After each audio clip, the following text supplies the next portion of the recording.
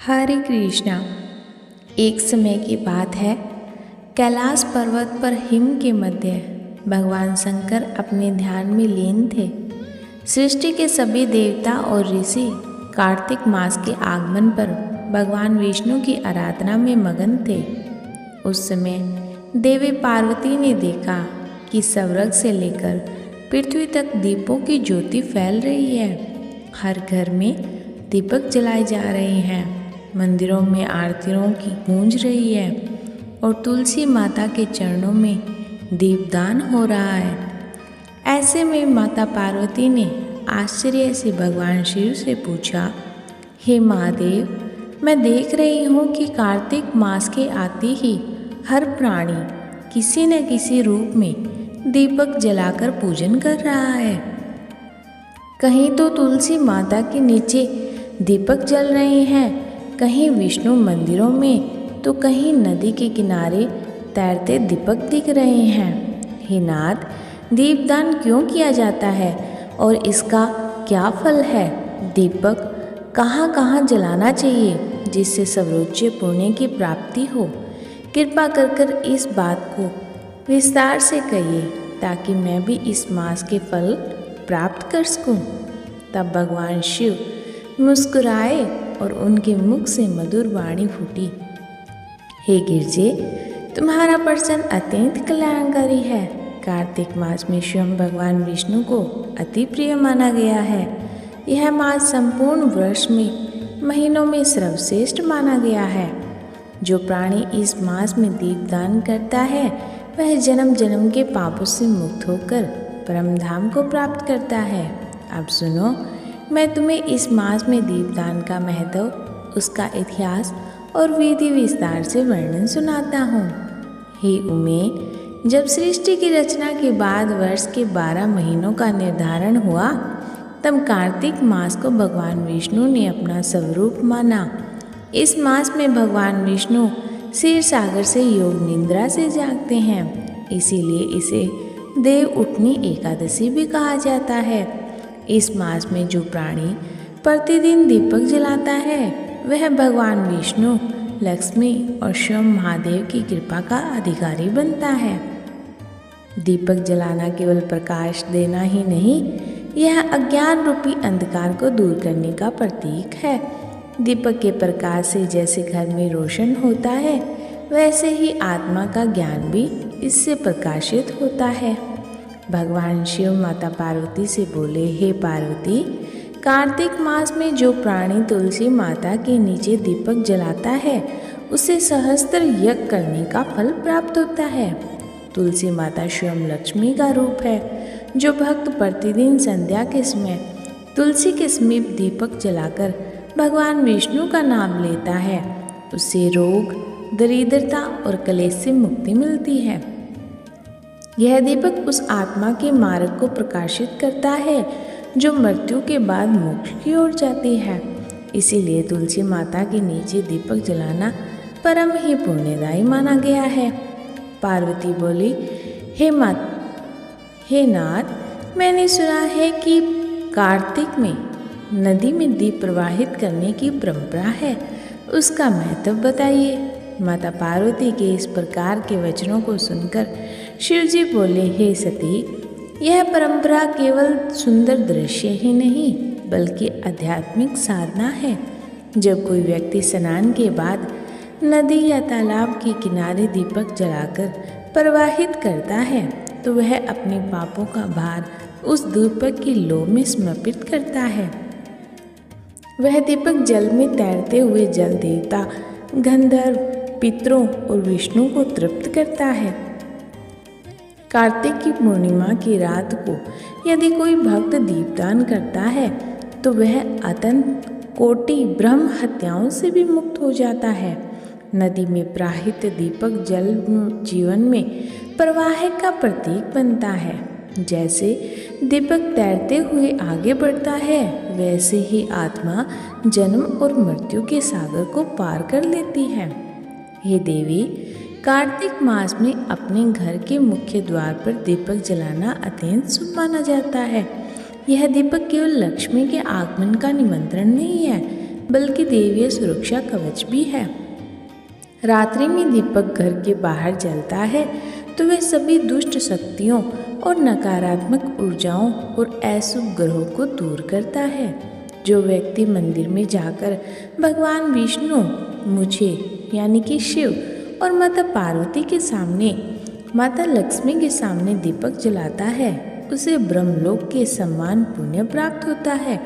उसके घर में दरिद्रता, रोग और कलह नहीं ठहरते। शिव जी आगे बोले, हे गौरी, पीपल वृक्ष मेरे ही स्वरूप में भगवान विष्णु का निवास है।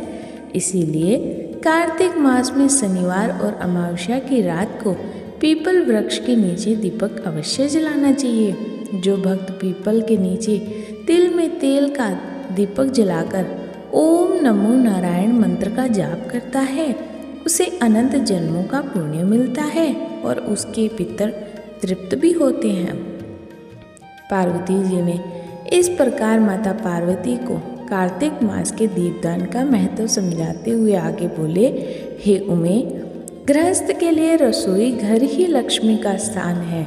जो भक्त प्रतिदिन भोजन पकाने से पहले दीपक जलाकर अन्नपूर्णे सदापूर्णे की स्तुति करता है, उसके घर में कभी भी अन्न की कमी नहीं होती है। इसी प्रकार पूजा स्थल पर प्रतिदिन दीपक जलाने से देवता सदैव प्रसन्न रहते हैं। दीपक का प्रकाश उस घर की प्रत्येक दिशा में शुभ ऊर्जा का प्रवाह करता है। दीपदान से जुड़ी हुई एक प्राचीन कथा भगवान शिव ने माता पार्वती को सुनाई, जिससे सुनने से सारे पापों को मुक्त हो जाते हैं। आइए इस महान कथा का अब श्रवण करते हैं। शिव जी बोले, हे पार्वती, प्राचीन काल में एक राजा हुआ था जिसका नाम कृतवीर्य था। वह अपने पिछले जन्म के निर्धन ब्राह्मण था जो कार्तिक मास में हर दिन दीपक जलाया करता था।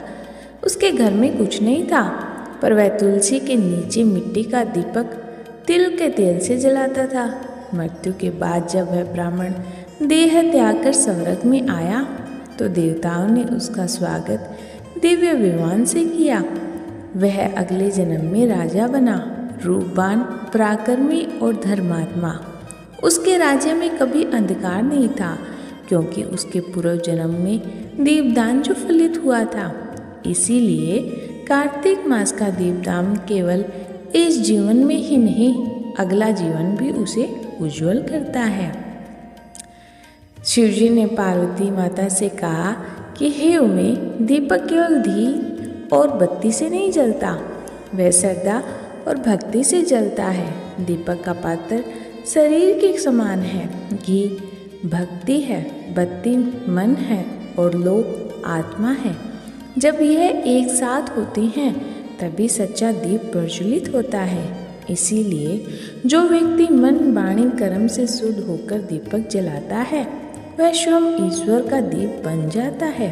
भगवान शिव बोले, हे उमा, कार्तिक मास में दीपदान की विधि इस प्रकार है, तो इसे प्राणी को ध्यान लगाकर सुनना चाहिए। प्रातःकाल स्नान करके शुद्ध वस्त्र धारण करो। घर, मंदिर, तुलसी वृक्ष, पीपल वृक्ष, नदी के तट पर या द्वार पर दीपक रखो। दीपक में शुद्ध घी या तिल का तेल भरो। बत्ती कपास की बनाओ और उसे मंत्र पढ़कर जलाओ। ओम दीप ज्योतिषे नमः। दीपक जलाते समय यह प्रार्थना करो, दीपो ज्योति प्रब्रह्मा, दीपो ज्योति जनार्दन, दीपो हर्तु मे पापम, सदा दीप नमोस्तुते। सूर्यास्त के बाद दीपक जलाना सर्वोत्तम माना जाता है। दीपक कभी बुझाना नहीं चाहिए, उसे स्वयं ही शांत होने देना चाहिए।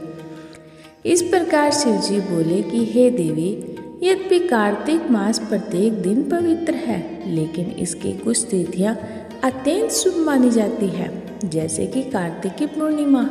इस दिन दीपदान का फल दुगना हो जाता है। देव उठनी एकादशी को तुलसी विवाह के समय दीपक अवश्य जलाना चाहिए। अमावस्या और शनिवार को पीपल के नीचे तिल का तेल का दीपक अवश्य करना चाहिए। प्रतिपदा से पूर्णिमा तक प्रतिदिन तुलसी के नीचे दीपक अवश्य जलाए। जो व्यक्ति पूरे महीने प्रतिदिन दीपदान करता है वह विष्णु लोक में स्थान प्राप्त करता है और पुनर्जन्म नहीं लेता।